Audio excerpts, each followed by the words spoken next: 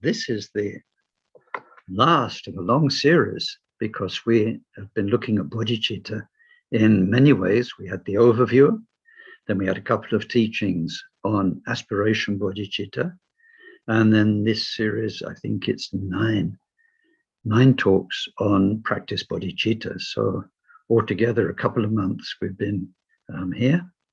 And so let's hope we can finish, first of all, and that we can finish together in style. But let's start today's session with an excellent motivation, with a big mind, an inclusive mind. Big means inclusive, where we include all sentient beings, each and every one of them, in all their vastness and differences. But more than that, we include those who are very special in our own lives, those with whom we have the karma, our parents, our children, our siblings, those who've been very important in our lives, for the better or for the worse. So thinking of all of them and then trying to love them from the depths of our heart, seeing them as our past best friends, and as future Buddhas, maybe future disciples, or who knows, you may be their disciple, but there's a Dharma connection. So we think we're here in order to learn, in order to develop these two things we looked at last week, compassion and deepest wisdom. That's why we're here. So we try to have a pure mind and listen well, and listen with this long-term vision of you and me becoming Buddhas, really and truly. However many lives it takes, that's where we're going. And that's where these teachings can help us. Thank you. Sonje chodon soje chonom la joncho bandun dane chapsunche dagi jinso jipe sonom che drola penchira sonje drop parasho semchen tamche dewa dang dewe jodang dem parachoche dongal ji jodang chalwara choche dongal mepe dewa dampa dang men chalwara choche yerin chadan tang chalwe tan yong chembola ne paranchoche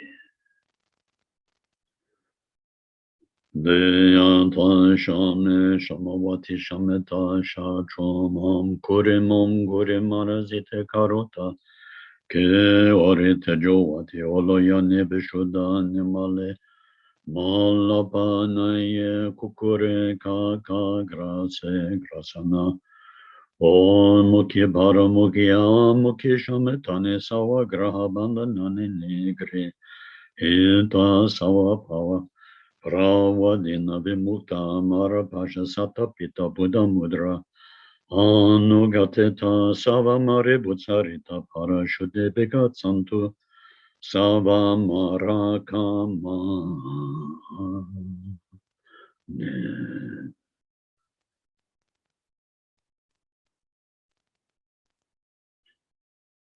Palen savelama rinpoche Dagi chivara pende denshula. Kadrin chempo gune jezonte. Koson toje ngadrop. Saldo sol.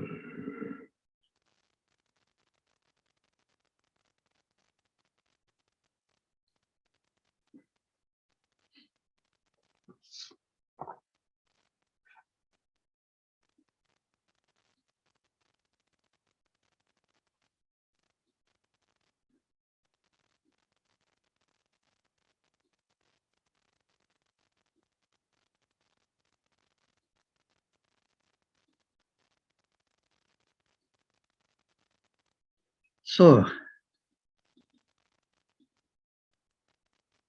just clicking on things to sort myself out. We must finish this section on Prajna Paramita, the perfection of wisdom.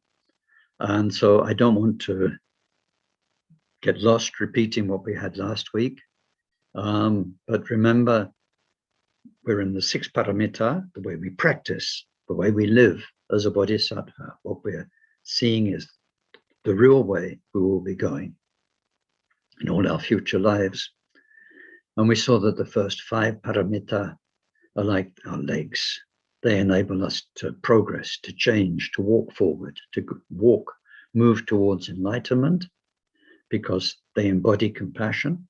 And through our compassionate work with other people, we will build up the strength, the punya, it's called. More and more qualities, more and more power to help, more and more goodness within us, because our lives are just becoming kinder and kinder without the rough edges. And so the first 5 are like the legs with which we walk. And then the 6th one, wisdom paramita, prajna paramita, are the eyes that see where to go. Without the prajna, without that wisdom, we can become better and better human beings, but we will carry on being reincarnated, better and better reincarnations, but we won't get out of that. And there'll always be suffering. You cannot be born without suffering. And also, so we won't get out of samsara, and also we won't acquire the qualities, the deep qualities that we see embodied in our great teachers, in the living saints in this world, beings of light. We won't gain those. So we won't really have a richness to help others. So we need the wisdom. And we started looking at this sort of overview of Gampopa's own teachings on wisdom, Gampopa's wisdom chapter, this one. Sorry, it's got my own notes scribbled on it as well, but you know, that's the diagram you've got. Now, these are the teachings I have to go through quickly, but remember, we are not learning something here. We're just looking at, oh, what do bodhisattvas do? What do bodhisattvas do when they develop their wisdom? Because we're looking at stuff that takes years and years and years, and maybe lifetimes and lifetimes when we come to getting to the real realization of it. So there's no way in 1 talk, 2 talks, that I can even start taking us down those roads of what the wisdom actually is. We can only just look and see, oh yes, this is what wisdom entails. Last week, we got to sort of the end of what wisdom is. Remember, we had 7 points, 7 main points. And number 5 is, what really is there to be known out of all the different aspects of wisdom? This is Gampopa saying, out of all of that, worldly wisdom, what do you need to know? And then he sums it up. So the first thing, A, B, C, D, E, F on your chart. A, we have a refutation of belief in a substantial reality. And already we're going, oh my goodness, you know, it sounds like philosopher's stuff. And we think, no, I don't know if this is for me. I'd much rather be sitting down and being quiet and doing tonglen and so on. Refutation of a belief in substantial reality. But why? Wisdom, prajna, is like the eyes which show us where to go. If we don't have those eyes, we are still lost in samsara. One analogy used so much by the Buddha is we are like people dreaming. So if we practice the first 5 paramitas, compassion, and we become kinder and softer, and all of those things, you know, generous and pure through conduct, and we can put up with everything, we don't get upset, and we are diligent, and we have meditation where our mind is still and focused, and we're really good at shamatha, and we become very accustomed to being still. Nevertheless, You are like somebody in a dream, and your dream gets nicer and nicer, and in that dream, you're helping people. But you don't know what the wake-up world is like. And there's a whole wake-up world there, which is so different from the dream world. You know, when people come and tell you their dreams, well, oh, yeah, it was really, well, sort of, you know, there was, yeah, like this, I can't really remember clearly, but, you know, dreams dream. And then all of a sudden, I wasn't there anymore. I was different. Dreams dream. It's so different from the stability of wake-up life. Your dreams last for seconds. They feel like years. And they can be nightmares. They can be, you can be flying and beautiful. But in the wake-up world, we have stability, 365 days a year, all of the years of your life, a story that has coherence. And so without prajna, we won't wake up to truth. And that waking up to truth, as we saw from the beginning in these paramita, they're only paramita when you have wisdom and voidness, when you have greatness and purity. All of that mainly comes through prajna. So if we want to wake up, then first we must, it says, refutation of belief in a substantial reality. We're looking at ourselves, our mind, and when we come later on in the talk to Milarepa's song, it says there's no other prajna than knowing who you are, knowing what's going on. So this is totally relevant. Why are you feeling like you? Why am I Ken feeling like Ken? And you know very well, you're different from your brothers, your sisters, you're different from your neighbors. I don't think you ever met anybody in your life quite like you, did you? It will be a terrible shock if you did. I don't know if you could take it. But so why do you feel like you? With all the way you see things, experience yourself, and so on. This feeling of me. And then why do you see everything else and everyone else in the way you do, which is also unique? Nobody sees the world like you see it. So when we make that belief substantial, when we give it substance, I can't remember, as I said last week, he would say, you make it solid. The more solid you make it, the more you suffer. The more you free up those fixed projections of me and other, then the freer you are. So in the text, it's called refutation, means telling you, it ain't really like that. Remember the definition of prajna. It's seeing through the illusions, discerning truth from fiction, and discerning the various types of truth. So refutation means we need to destroy the illusions. You destroy the illusion, truth is there. We can't create truth, the truth of who we are. It's already there. We can't make it. The truth of everything around us is already there.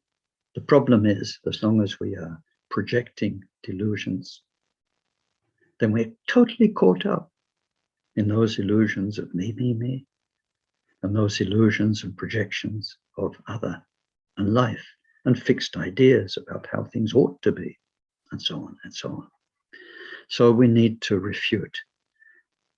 The Buddha's first turning of the wheel of Dharma is mainly about refuting what we had last week, the feeling that there is a me. And in particular, because of the time in history of the Buddha, in a very mature society, where there were the Jains and the Samkhyas and all of the others with an idea of a soul, a fixed self, or a fixed God, something fixed in this universe, then the Buddha was saying, there isn't one. There is you as a changing, remember last week, as a changing stream of consciousness, unique. But it's changing. There's nothing there that's fixed that you can find. It's changing all the time. And it's interdependent. It depends every second on so many things. And they depend on other things. It's one vast web of interdependence. So there's no fixed you. That's the Buddha's first turning of the wheel of Dharma. And the main way he did it, as we ended last week, is by saying, look at who you really are. Just sit down, meditate, observe, be mindful, see what's really there. We watch our mind and we see, oh, those thoughts, and then feelings come up, angry about this or happy about that, and then all sorts of mind mechanisms. So we have these 5 aggregates. We have the forms that appear in our mind. The images is our kind of a, like a children's Lego set, you've got the pieces. We've got all the bits and pieces from which we put together our movie of who we are in life, all the forms. And then we have feelings about those. If you bring up one form in your mind, one person's image in your mind, you might feel very upset. You bring up another person, or you feel all warm and sweet. We have feelings for the forms. If you think of a cream cake, you might go like this. Or if you think of a cream cake, you might go, bleh. No way. We have feelings. And then we have cognitive processes, whereby we can label things and separate things in our mind. And so we have a whole labeling set of recognition, recognizing life. And then we have samskaras, all the mechanisms of our mind and memory and all sorts of things, 51 main ones. And then we have our 5 sense consciousnesses and mental consciousness. So anyone can sit down. You don't need a philosophy. You just observe, what am I really? Oh, there's this thought, and that thought's been there before, and it keeps coming back, and there's this feeling, cream cakes or whatever it is. So we start to become familiar with these patterns of all those 5 aggregates. And that's what we really are. And we can't find any fixed Ken or self in there. Great. The problem of a fixed self solved. Then in the second turning of the wheel of Dharma, the second, main phase,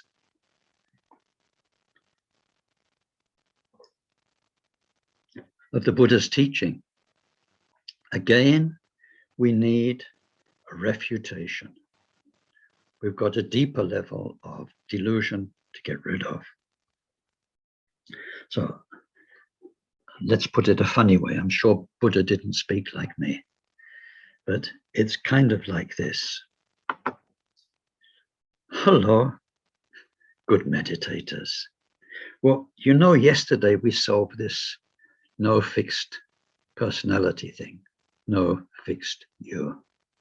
And you saw that you were forms, and you were feelings, and you were cognitive processes, and you were samskaras, and you were the 6 consciousnesses. They all go, yes, great. We got free from suffering like that. We stopped making the delusion of I, and we found that that is the key to releasing karma, cause and effect, and suffering. Yeah, says the Buddha. Now, just a minute. About those forms, have you looked into what they are? And those feelings that are you, have you looked into those? And the way you recognize and label and cognize things, have you looked into that? Just like you looked into ego to see there was no self, it was made up of those 5. Now please look into those 5. And so when we look into those 5 components, those 5 aggregates, then they can't be found either, just like a fixed ego can't be found. So this is why we get the heart, what people call the Heart Sutra. It's actually not a sutra, but never mind. And it's the word Doesn't mean heart so much as about the essence. Doesn't matter. No form. No eye, no ear, no nose, no this, no form, no feelings, none of those. So it's a second refutation. Refutation means we get rid of delusions. And then through getting rid of the delusions, the truth can appear. So that second turning of the wheel of Dharma, where we go deeper into busting delusions and a deeper truth appears, was mainly developed by Nagarjuna, but it's a refutation. So here in Gampopa's summary, if you go back to your master chart, it says the two types of entity. So that's the me, and then it's the entity out there. So what's the second type of entity? It's called Dharma. Dharmas, things, phenomena. And so now I can't explain years of teaching in a few words. I can only tell you what they're up to. What are they looking at? Is two areas. First, the perceived world. The world as you perceive it, around you, the places, the people, what's going on, what's not you, anything that's other than you, which feels like it exists. It's out there. Okay, you've wandered into it, you walk through it, it comes at you through the TV, through your five senses, but it's there, seemingly. So looking into that, is it really out there as it seems to you? Is what you're seeing and hearing and smelling and tasting and touching, the perceived universe, is that it? Or is it your version of it? And if it's your version of it, then what is it? And is there an it out there? Is there an outer world? So they're looking into that. As many philosophers all over the world have done, not just Buddhists. And then having got to the end of all the reflections and the meditation techniques for examining what seems to be the outer world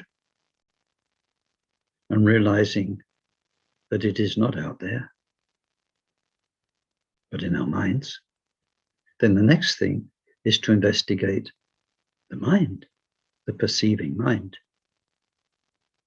The outer world, when it says doesn't exist, means it doesn't exist in the way it seems to us. Doesn't mean it doesn't exist at all. It exists for us as an outer world. So it's got some existence. It's got some existence.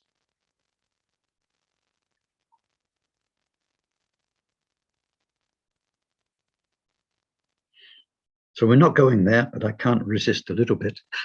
Just a few words. So take yourself. Let's make this very real. So we sort of know ourselves, sort of, although as you go along your Dharma path, it might be quite a discovery that you're not quite the person you thought you were. Many people, when they practice Dharma, they come and they tell the teachers, tell me, they say, I'm getting worse and worse. I'm not sure Buddhism's right for me. And from my point of view, or from teachers' point of view, they're actually getting better and better, but they're just starting to see beneath the gloss of the image they had of themselves before, and to see what really goes on in our mind. Anyway, just take yourself as you know yourself, and then think of some of the key people in your life, your partner, your children, your parents, people you work with, other people. Try and, as best you can, because we can't really know, but think, who am I, or who was I for my mum? Who am I? Who was I for my dad? Who am I for my brother? This brother, and then that brother. Am I the same person? They're both brothers. We grew up together. Who am I for my children? Am I the same for my children? And then if we've got 1, 2, 3, 4 children, am I the same for each of them? Am I the same for my children as I was for my mother and for my mother?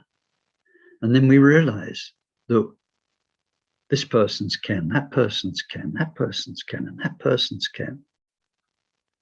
And none of them are ken's ken. And in my life, I've tried with 1 or 2 very close people. You try to have the osmosis where somebody really knows you. That amazing phrase in the Bible, Adam knew Eve. Well, anyway, it's another story. But anyway, knowing. So this outer world, seeming outer world, does it have own existence as it seems to have? And the Western philosophers have explored this thing about when a tree falls on a desert island with nobody to see it or hear it go bang, does it go bang? And that led to a few decades of philosophers reflecting and so on. So we explore. What one explores is the outer world, the seeming outer world. And the conclusion they come to is that the outer world is not something separate, made of material, particles, atoms. Seems that way, but nothing wrong with that. Seems that way, we can say that. But actually, is that way? No. I didn't bring them along. We don't have time, but I have a lovely series of quotes from some of the greatest scientific minds, famous names in the 20th century and 21st century, physicists, some of them quantum physicists. They say the same too. Everything is simply an act of consciousness. So, having gone from the seeming outer world, then we explore, well, if it's all in the mind, then what is mind? The perceiving mind. And then, is there such a thing as mind? Philosophers explore that. Buddhist philosophers come to different conclusions. In the Mahayana, those who follow the mind-only school, as you can guess from their name, do think that there is such a thing as mind. Those who follow the middle way don't think there is mind that exists as a thing independently, lastingly. Of course, there's mind as this ever-changing mind.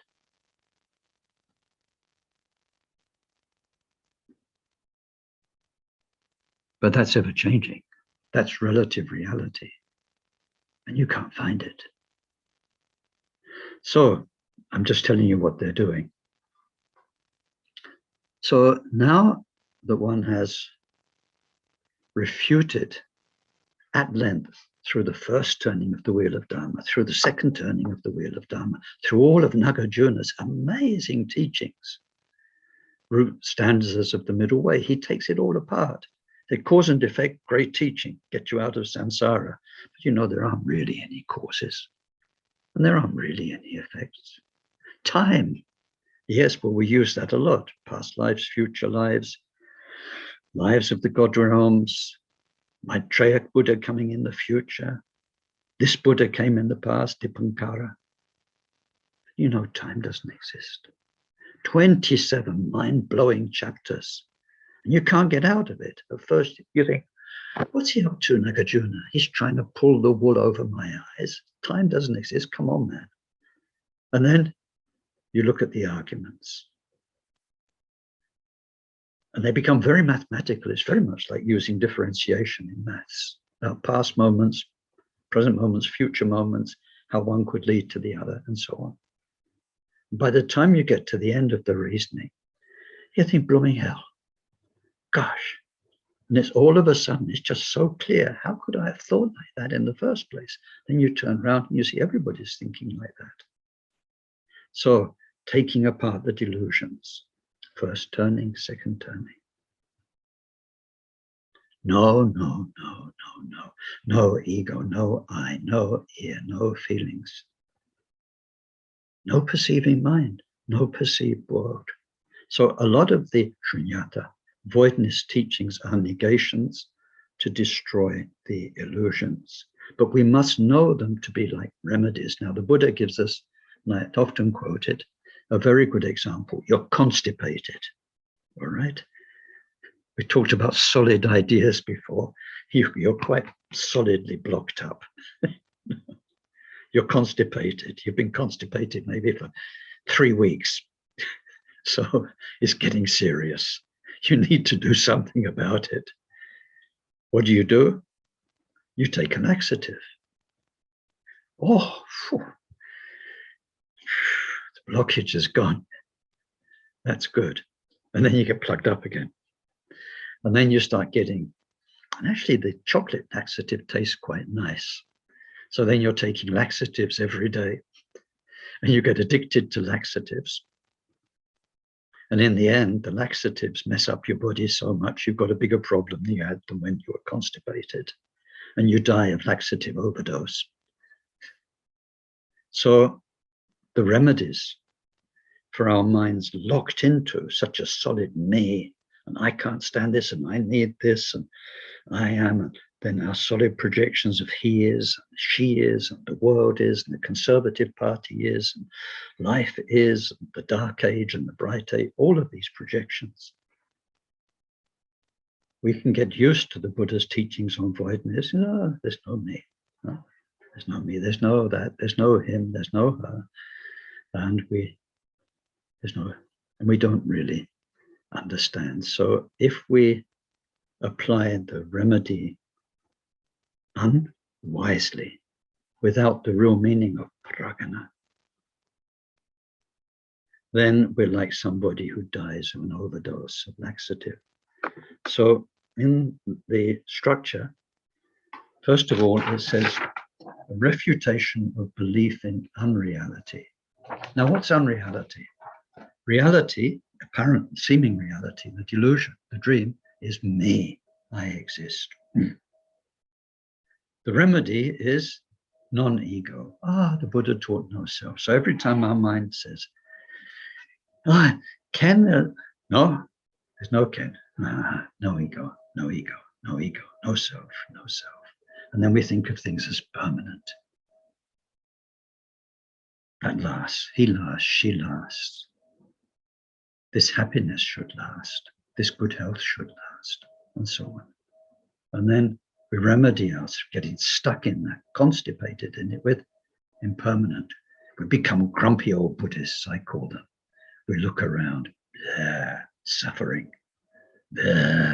impermanence, and we see people clinging, and we hear about life, and we apply the remedies. And then we become smart-ass, Facebook, Mahamudra, Dzogchen, Shunyata experts. Of course, none of it exists, and we have all the words. So in the philosophy of Nagarjuna, there's a whole lot of stuff that one gets into about if reality cannot exist, then unreality cannot exist. And if you believe in it, then part C, I need to go quickly, it says the mistake of believing in non-existence. If you believe in no self, I have to tell you the logic very quickly, although it won't be satisfactory. All right? If there was an elephant, okay, an elephant in the room, here behind me, just here, out of your screen, big elephant. Then if I say, please somebody take this elephant out of the room, and it goes out of the room, then if there was an elephant in the first place, then I can say, there's no more elephant in here. Absence of elephant can make sense because elephant existed in the first place. A non-something only makes sense if there's a something to define it by. It's not black. It's not an elephant. It's not a self. It's not an external world. But if we've just seen that they didn't exist in the first place, nobody ever found a self, then a non-self can't exist. So I don't expect them to make too much sense now. I'm just telling you what they get up to when they spend weeks and months exploring this. The idea of a non-existence where you could, for instance, it's very real. If I say now, let's just sit in a state of non-self, what are you going to do? Where are you going to go? If I say, look at that candle flame, now sit in the shunyata, the voidness of that candle flame, the non-existence, what are you going to do? You can only dwell inside a concept. This is what no self is. It's an idea the Buddhists get stuck into. No self. You go around, so I call them grumpy old Buddhists. No self, suffering, impermanence. It's the way you're labeling and thinking. It's a concept.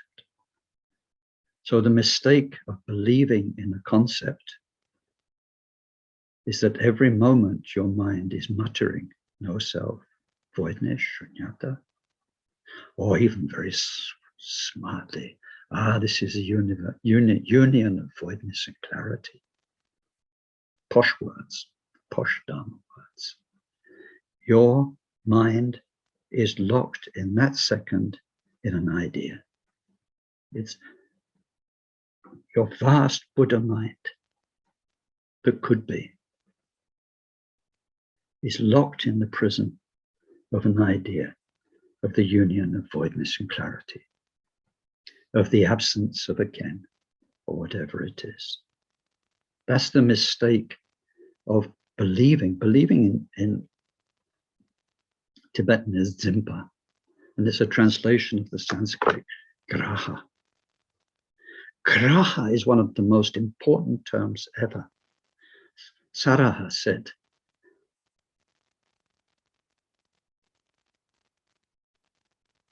if there's no graha, that's it. It's one of the simplest Dharma instructions of all. So graha means you're holding something.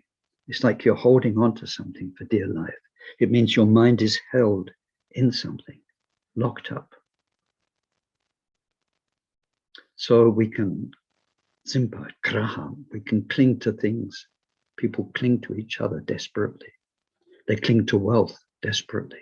They cling to status desperately. We can cling in the obvious way that the Buddha says this is suffering.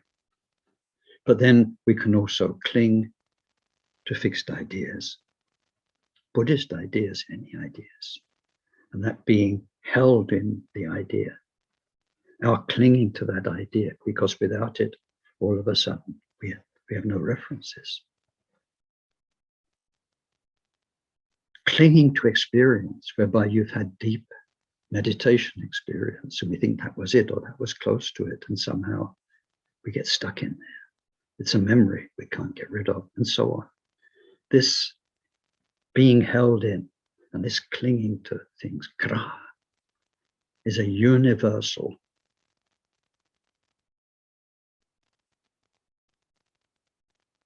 view of what samsara is all about. If there's no graha, that's it. Samsara's finished. So if we believe in non-existence, if you're telling yourself a story of doesn't exist, be very, very, very careful. I don't know if we've got time for the quotes. Let me see.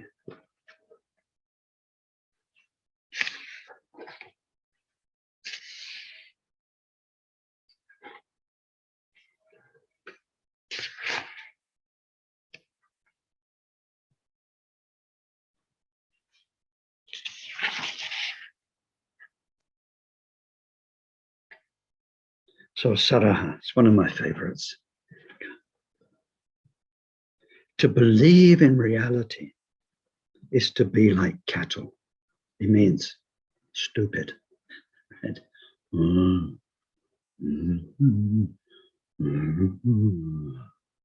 It's real. You're real. Grass is real. I'm real. To believe in reality is to be stupid like cattle. But to believe in non-reality is even more stupid. Now, not only that, at least if you believe in reality, you can become a good person. The dream will get better and better. You will become kind and compassionate because you see real people suffering and hurting. You feel the beauty of meditation, the Buddha's teachings of kindness and generosity, right conduct, non-harm. So much you can become a good person. And through becoming a good person, you become an excellent ground for deeper wisdom to arise. But if you get the teachings on shunyata, voidness, non-ego, non-existence of other beings, outer world, wrong, then you will lose your compassion. You will be locked up in the ideas of it. It's all void. Doesn't matter. Does matter. Buddha never said it doesn't matter. He said it's all void, but he doesn't say it doesn't matter. So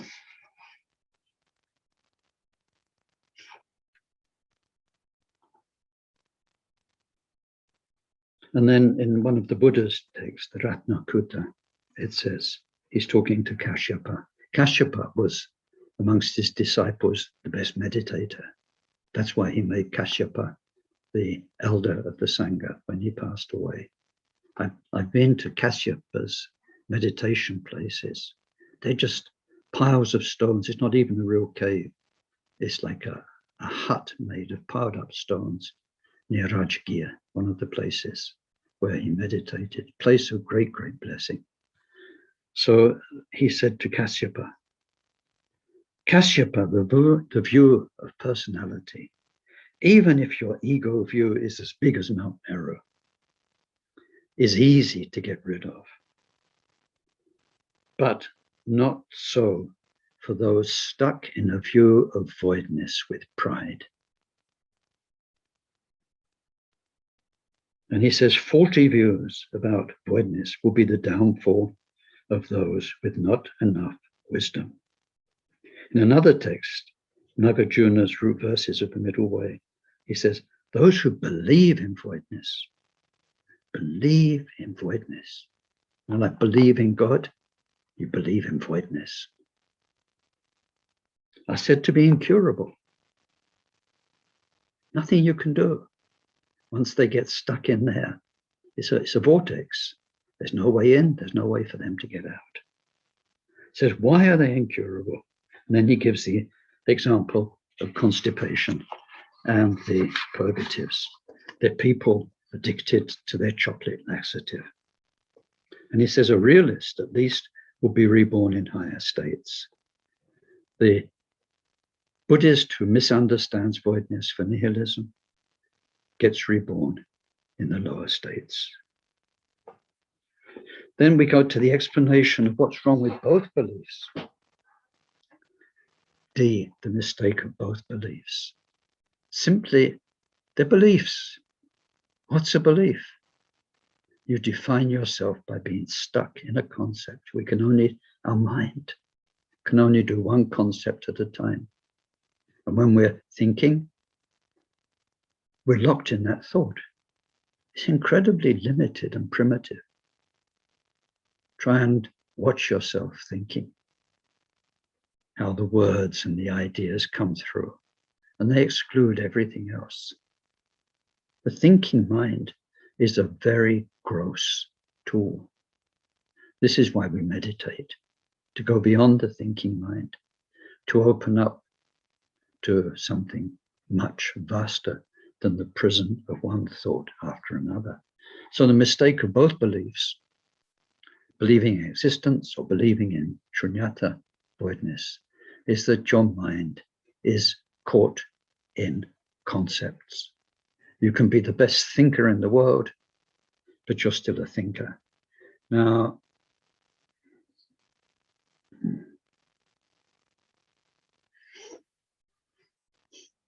it's very fascinating. Just now, our current Karmapa is passionate about history. I think he's going to upset quite a few people because he's looked back into the origins of religions all over the world. And the Aryans spread into Greece, into India, and so on, and how their language and their ideas and how the embodiment of the wind and the sky and the mountain power and the weather power have become made deities all over the world, and so on, very similar. How this Aryan influence came and affected India and so on, and how that will come through in Vajrayana.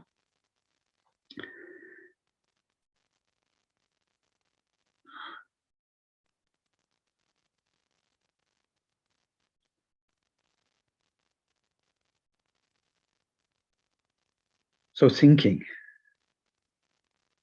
mindsets, philosophies are prisons all over the world. And so part E is then, if that's the case, then what is the way to liberation? We don't want to believe in a self. We don't want to believe there's a world out there that exists separately. We don't want to believe in irrealities like no self and nothingness. What really and truly is the Buddha's message? So we have two approaches to this. One approach, and this is why I mentioned the Karmapa, is the way of philosophy. And many teachers say, if you want to go the way of philosophy, you can't half do it. You can't do it by half. You have to learn the language, learn what debate is about, learn what is defined as clear thinking, clear reasoning. What is logic? What isn't logic? It's called pramana. It takes a lot of learning. And then how to debate, how can people respect each other and use a similar language so they really understand each other, and so on and so on. It takes a lot. And then once we learn that, we need to see in the past, in India, the great thinkers of the non-Buddhist systems, of the Buddhist systems, how did they present their understanding of this path to liberation? So given that, we go through all the stages of philosophy, we go through the basic Buddhist beliefs, Sautantrikas, the Vaibhashikas, and then we go to the Mahayana beliefs, debates, logic. And in particular, we go to the mind-only middle way. And then within the middle way, we see, because we think middle way is the ones who got it best in our tradition. In the middle way, there were two main traditions, Svatantra, Prasangika, and so on. And then in Tibet, these became even more finely tuned to what's called Rangtong, Shentong, and so on. We go through the whole philosophical journey. Who knows where the Karmapa is going with his talks, but if he is going through Indian history of Buddhism, what we see is the emergence of philosophical Buddhism in India, the great Buddhist universities, Nalanda, and so on, where thinking became big. Books and texts became numerous, and the world of Buddhist ideas exploded amazingly. So once we've understood how they all thought, if we go that way, then we need to understand what is what's called the view. What is the vision of what enlightenment is all about that we have in the Kagyu system? So that's one way. It takes you years to go through the thinking until your thinking is all sorted and philosophically excellent. The other way is not to go through the thinking path, but with the help of a teacher, to be held, to be guided, to work directly with your own mind, so that your mind opens to the truth. You need to trust the teacher. We're not going to work through it for years to our own satisfaction with thinking. We're going to be taken up a steep mountain with an excellent guide, held by a rope, and we need to trust the guide. We need to trust the process, and we need to know what we need to do to get to the top of the mountain where there's nothing to do but see the view. Crystal clear. So then, in order to do that, we see that there's the Mahamudra path. And in the coming teachings, after we've done the dying course, then we'll look at the two main Mahamudra paths, skillful means, and the path of liberation. We'll see what the Guru has to offer us in those terms. But it says, first, we must do the preliminaries. So very briefly, the preliminaries are the four common preliminaries that all Buddhists do. That's why they're called common to all Buddhists. We must wake up to the preciousness of this human life, of each day, of each hour, of each minute. What a precious opportunity, and get this vision of all the animals, all the insects, all the other beings, and all the other humans, and how unique you are. What a wonderful opportunity. You're there. It's like, it says, a blind person, and you've been walking all your life, and just now you can't see it, but you're next to a whole pile of precious jewels and crystals. Someone with eyes says, stop, pick it up. You have a fortune there that will change your whole future. But if we can't see it without the help, we just walk past, and then we get reborn again. Dharma, because we're so locked up in our illusions, it's the most wonderful opportunity. Most wonderful. You worked so hard in past lives to get here, and you can't see it. The opportunity, so we need to appreciate that precious human birth, and then impermanence, to see how, with no idea how long it will last. And then to understand the power of karma, where we are just now, and what's making everything happen all around us. And then fourth, to understand the suffering that's implicit everywhere, and why we need to be a bodhisattva to alleviate that suffering. Then the four special foundations, we need to do prostrations, refuge, and bodhicitta all in one, to cement our dedication, our commitment, our promise to help all beings, and to turn to what can really help us, the refuges, and to purify our physical karma by prostrations. Very important. Otherwise, bad health and other sorts of things can catch up with us and spoil our path. Then we do Vajrasattva practice to go deeper into purifying past karma. Those two purification processes are so vital before we take our mind inside. They give us strength. They give us purity. The third practice, the mandala offering, gives us joy. Makes us really, really happy to surrender everything we are, everything we have, everything we meet day after day, to turn it into a joyous offering for enlightenment. And that joy, based on the purity from the first foundations, takes us to Guru Yoga, which originally wasn't part of the four special foundations. Originally, the four special foundations were prostrations, 1, refuge and bodhicitta, 2,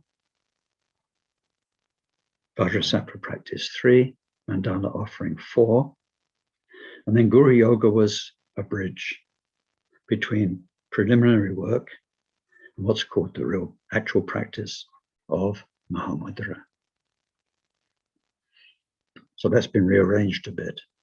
But in Guru Yoga, we work so intensely on connecting with the lineage, connecting with our Guru, so that the connection is good enough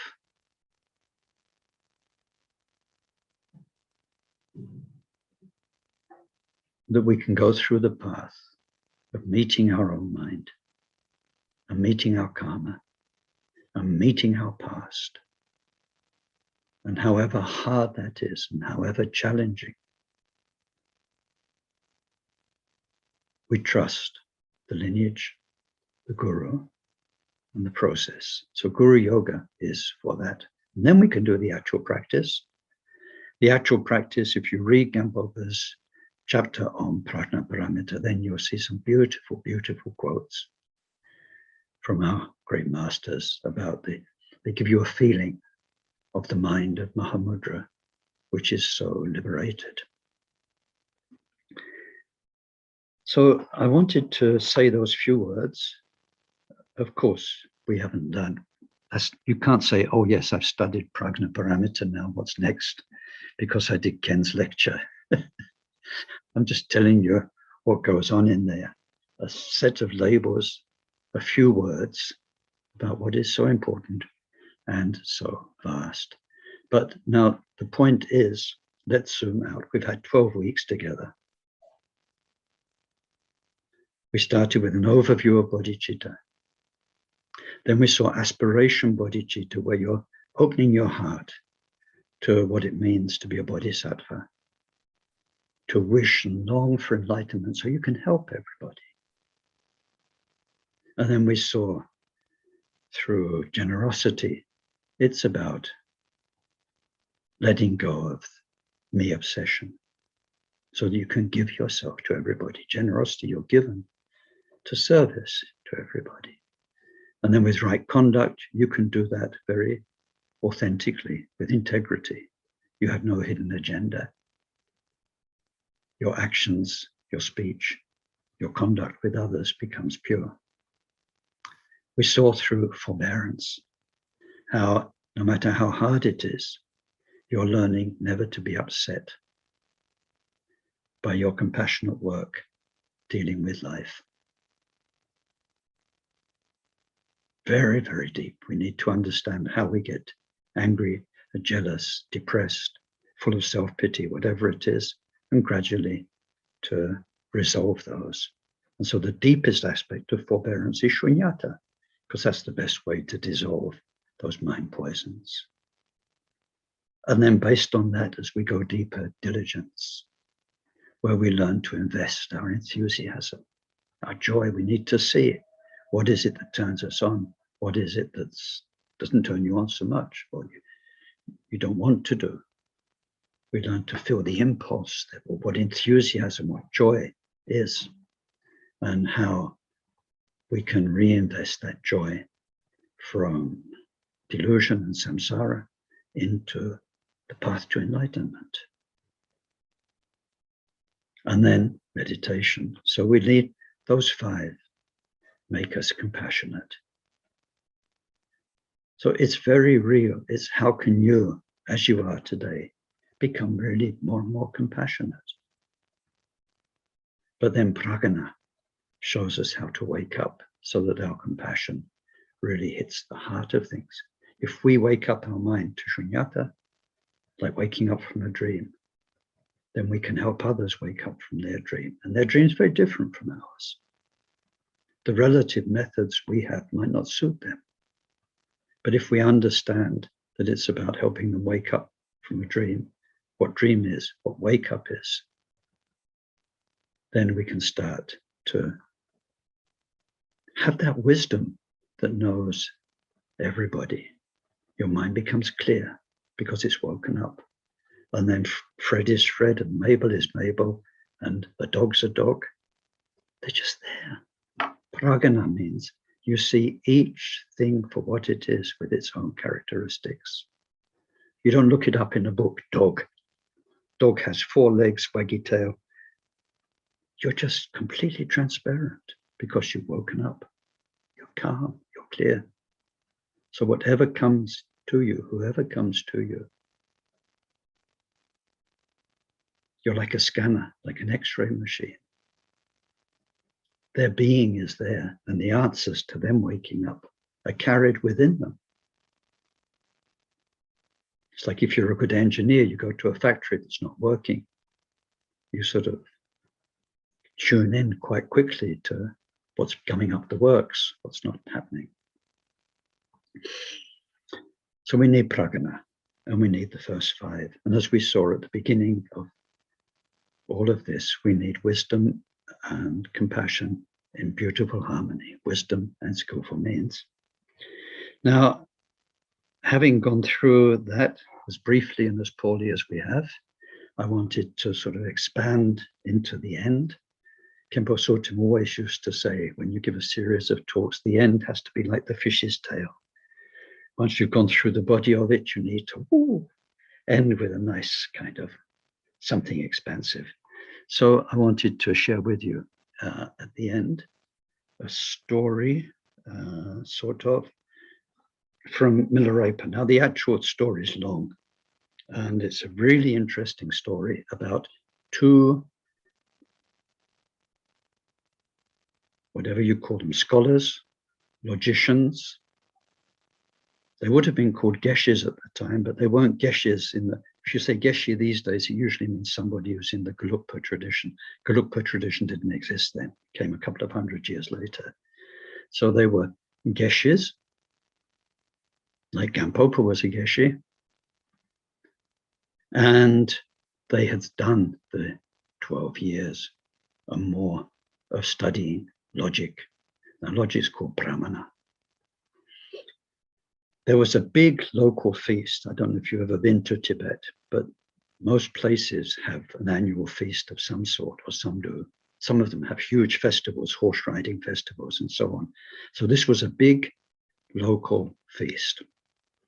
And at the feast were some of the eminent scholars, the geshes from the monastery, but also Milarepa was in the area, and some of his disciples were there, parked, practicing.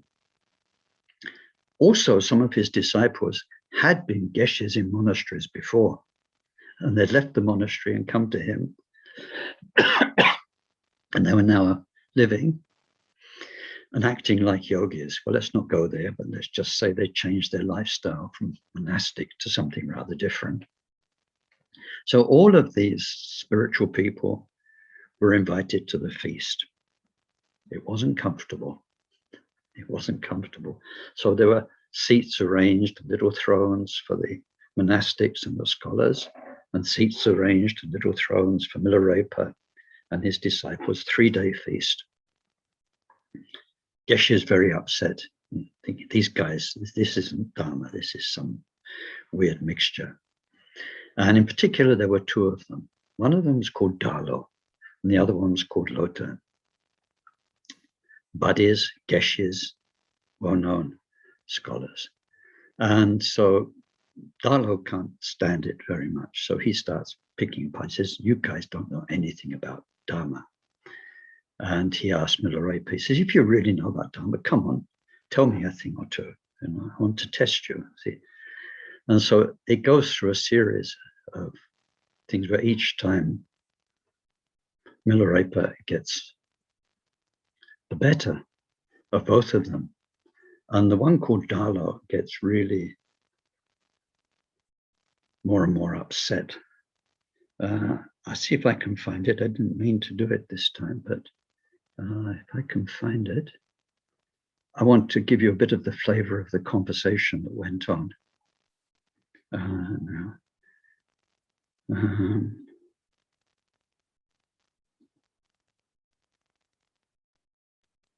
So after some of it, where Milarepa's kind of got the better of the others, then Milarepa says to him this, teacher, the innermost part of your mind has been given over to demons. Since you don't have any trust in your own true nature or in your yidam, or even any real belief towards the pure Buddhas, how could you teach me and give me any belief?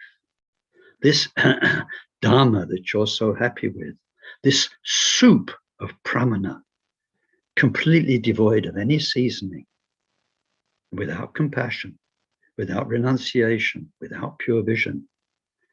When you drink this soup of logic, you scorch your palate, you burn your tongue, the tongue and the palate being your own mind stream, and your belly becomes filled with pride. Then above, you let out the belch of self-praise and ignorance, and you vomit up jealousy. Down below, you fart out denigration of others, and you defecate and urinate out contempt. I know nothing of this Dharma. It makes everyone sick. So you can see Milarepa didn't really mince his words. And so the scholar got really upset. It's in this teaching that we get Milarepa's summary of the 6 paramitas that I gave you. So on the second day, then this scholar Dalo comes back and he said, okay, yesterday you did amazing things. Milarepa performed some miracles, but he said, this is nothing. Miracles, non-Buddhists can do those. It's just a question of magic, mastery of power. Doesn't mean you're a Buddhist, no matter if you can do things with rocks and slice them in two or leave handprints. So what? You're not a Buddhist unless you know pramana. So tell me about the 6 paramita. That's where Milarepa gives us the song that I shared with you as part of the most condensed summary of the 6 paramitas I ever came across. With each one stanza, and it puts its finger on exactly what generosity, right conduct, and the others are all about. Dalo got super upset about this. And so in the end, Milarepa didn't want him to do it, but his disciple, Refutation Milarepa, said, there's something in this audience, because it's a feast, there are hundreds of people there, that belongs to you. And then Dalo starts to blush, and he says his face went black. And Rechumpa, who was very clairvoyant, he goes into the audience and he goes to a pretty young girl and he takes a bracelet off her wrist. And it's obvious to everyone that the scholar, who's been acting so pure and a good Buddhist, whatever. And then also it turns out not only that, but the mala she's carrying, the beads, were his as a special present. So then he leaves fuming. His buddy, the scholar Lotan,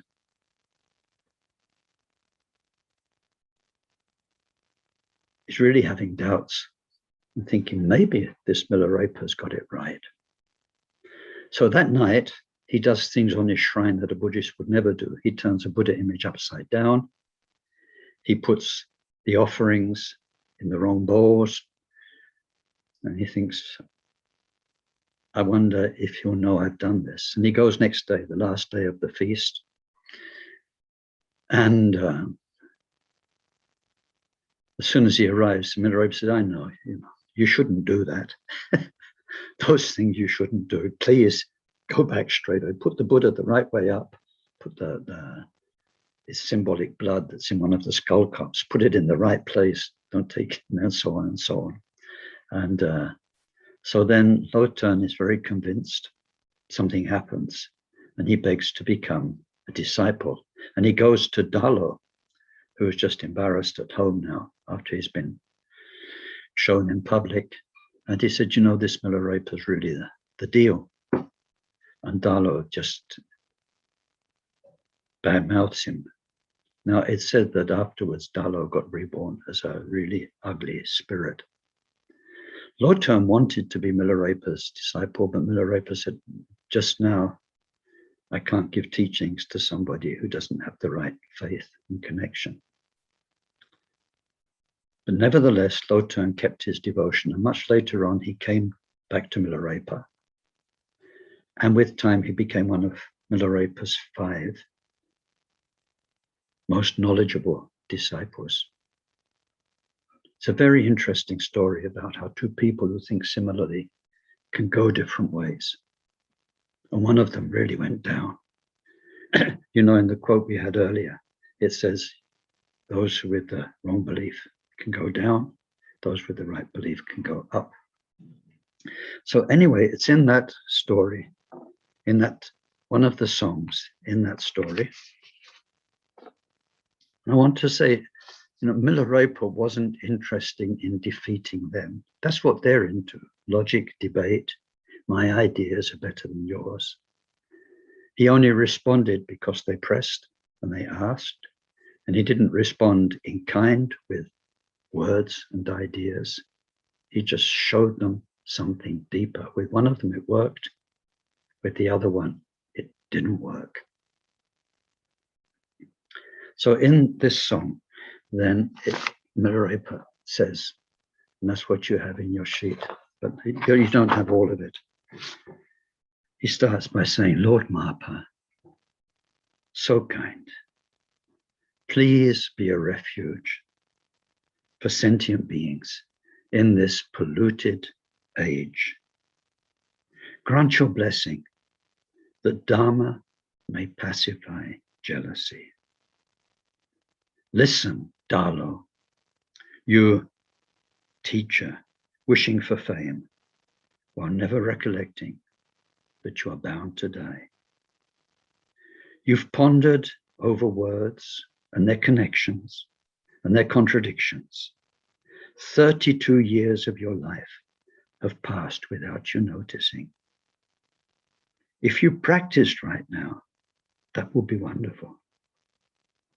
In this time of deterioration, the afflictions of beings are so gross, impossible to bear. So listen. There is no paramita of generosity other than dispelling clinging to me, me, me. There is no perfection of right conduct other than ending all deceit and hypocrisy.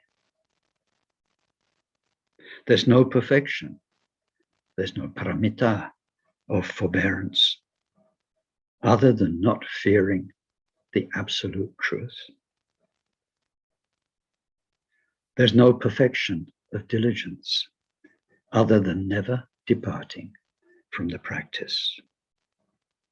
And there's no perfection of dhyana, no paramita of dhyana, other than your mind always dwelling within.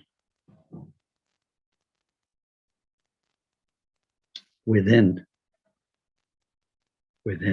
takes a lot of understanding. It's not like in you as opposed to out there, you know, the mind out there with stuff. First it means that.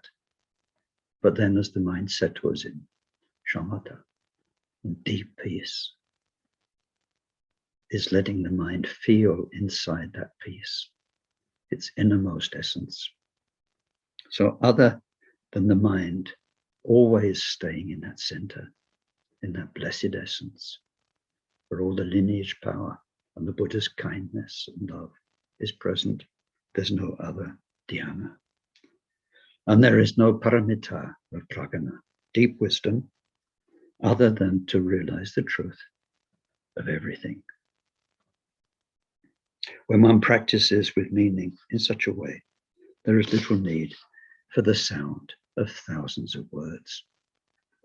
So if you'll forgive me, then my own teacher told me to sing Milarepa songs, even though I'm not a singer, and even though some of you are wonderful singers.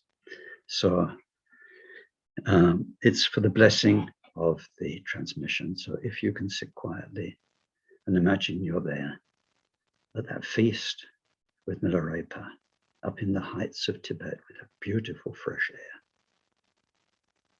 And Milarepa and his disciples' wonderful presence. And he is telling you about this essence of each of the paramita.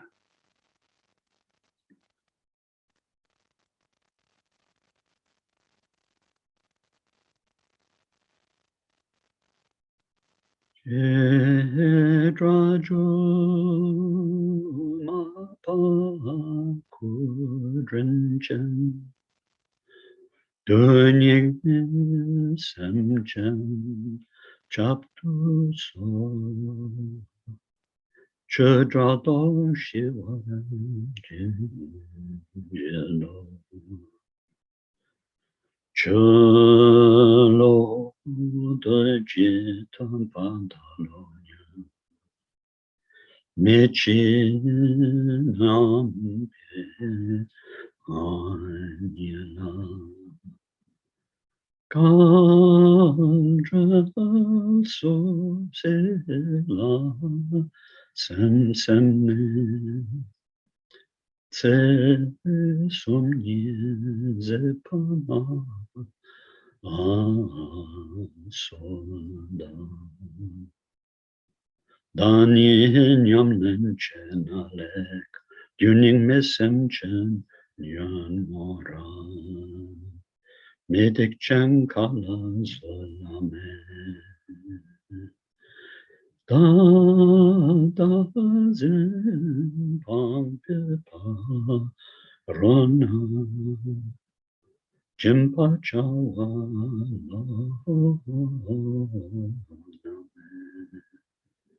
Yojo Pampi Paruna Sultan Chawaname Dana Nidra Paruna Zapa Chawaname Nyandra Me Paruna Sandra Chawaname Ngamlane Paruna Samten Chawaname Nelo Topi Paruna Shera Chawaname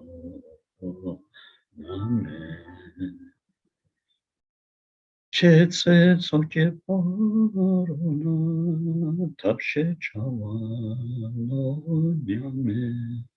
Duche Somta Paruna Topshinsa Chawaname Danye Drupil Paruna Manam Chawaname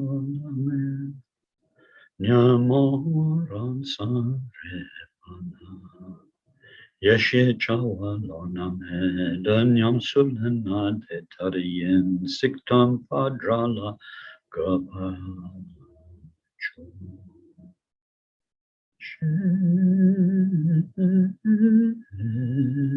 Shumso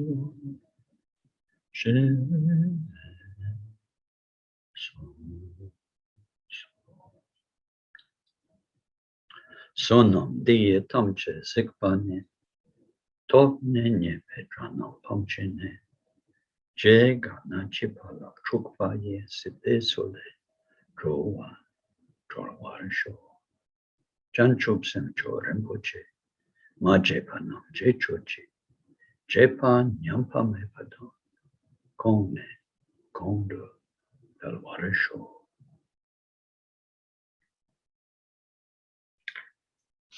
So, thank you. That was more than the 6 paramitas. It was about, the last verse is about the remaining 4 of the 10 paramitas and the conclusion. So we've got a little bit of time now.